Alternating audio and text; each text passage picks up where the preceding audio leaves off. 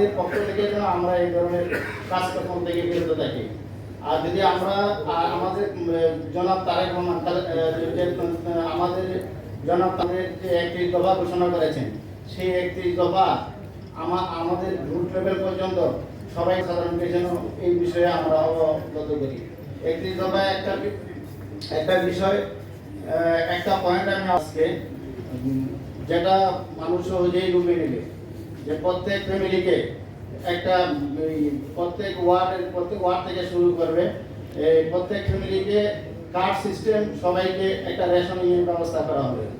হ্যাঁ, এই বিষয়গুলো যেন আমরা অবগত করি, তাহলে আমাদের ঘুরের জন্য আমাদের একজন, আর আমাদের বিএনপির প্রত্যেকেই একজন আপন ভাই, যেমন একজনের কাজে আরেকজনের ঝাঁপিয়ে পড়ি, এইভাবে সবার সাথে সবাই আমাদের সুসম্পর্ক বজায় রাখি। আজকে আমি আমার বক্তব্য আর বাড়াবো না।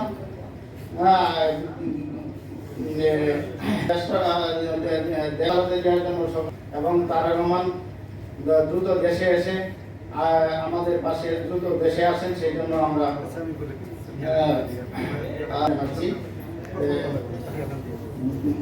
বাংলাদেশ